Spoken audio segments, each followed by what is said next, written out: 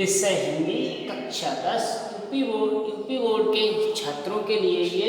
और ये पाठ है, ये कौन सा है? गद्य से है। गद्य से जो दिया गया है गद्य पाठ है। गद्य पाठ में क्या है? ये ममता नामक पाठ है। और इसके जो लेखक हैं जयशंकर प्रसाद जी हैं इसके लेखक। और इसमें दिया है, देखिए तो हाई स्कूल वाले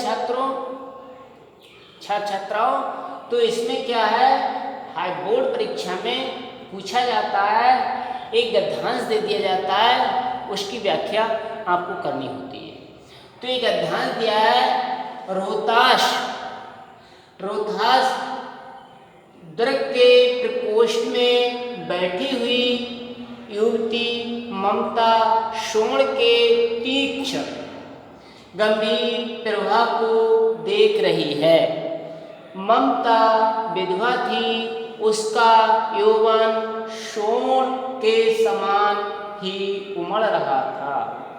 मन में वेदना, मस्तक में आंधी, आँखों में पानी की बरसात लिए वह सुख के कंटक सहन में विकल थी।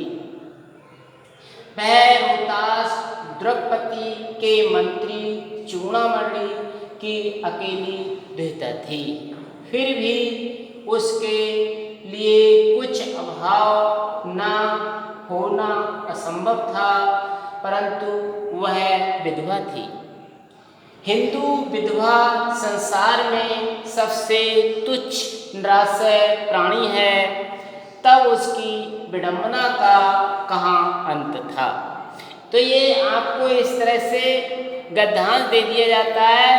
उस गद्यांश में क्या पूछा जाता है? प्रश्न दे दिए जाते हैं। नीचे प्रश्न, ऊपर पहरा है दिया होता है, नीचे दिए गए गद्यांश के रेखांकित अंशों की व्याख्या कीजिए और तत्परक प्रश्नों के उत्तर दीजिए। तो ये प्रश्न है आपका। इस प्रश्न का देखिए, ध्यान दें, उपयुक्त गद्यांश का संदर्भ लिखिए।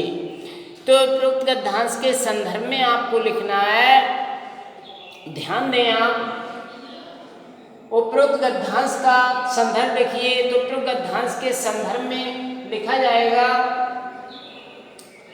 प्रस्तुत गद्यांश हमारी पाठ्यपुस्तक हिंदी गद्य के ममता नामक पाठ से लिया गया है। इसके लेखक जयशंकर प्रसाद जी हैं। आगे दिया है, गद्यांश के रेखांकित अंश की व्याख्या कीजिए। इसका उत्तर लिखें आप।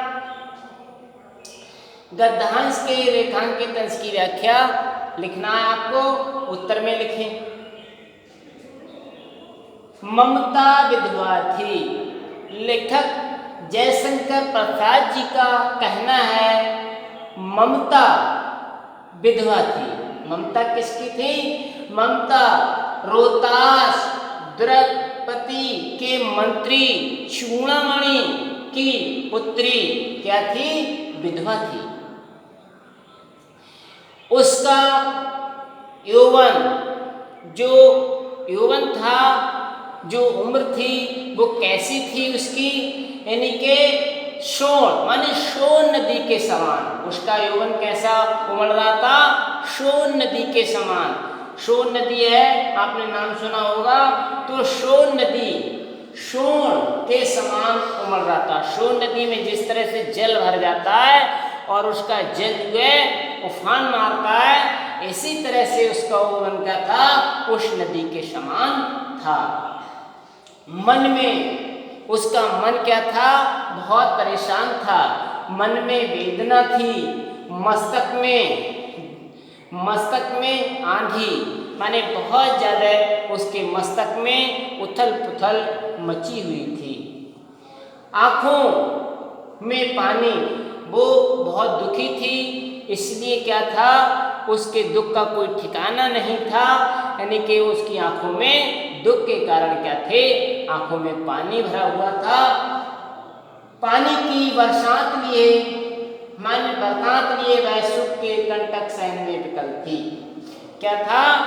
उसे आंखों में पानी लिए हुए माने दुखी थी, उसके पास सब कुछ था, धन दौलत पैसा टका, यानी कि उसके पास किसी तरह की कोई कमी नहीं थी, परंतु सारे ऐशो आराम के साधन होते हुए भी वो उनसे क्या था, सुख नहीं उठा पा रही थी, सुख नहीं मिल रहा था। जो शयन कक्ष था उसका माने जो ऐशो आराम की चीजें थी वो उसे सुख के स्थान पर क्या दे रही थी, उसे दुख ही दुख दे रही थी, उनसे उन्हें लाभ नहीं मिल रहा था। आगे देखिए, उपरोक्त गद्यांश में हिंदू विधवा की स्थिति कैसी है। अब उपरोक्त गद्यांश इसी में से आपको ढूंढ के बताना है, यानी कि हिंदू विधवा की स्थिति किस तरह की है। तो आप देखें इसमें उपरोक्त गद्यांश में हिंदू विधवा संसार में सबसे उच्च निराश्रय प्राणी है। यहां से लिखना है हिंदू माने इसकी स्थिति कैसी है, हिंदू विधवा सबसे संसार में सबसे उच्च निराश्रय प्राणी है। ठीक, यहाँ तक आपको लिख देना है, यानी कि उपरोक्त गद्यांश में हिंदू विधवा की स्थिति कैसी है। तो उपरोक्त गद्यांश में हिंदू विधवा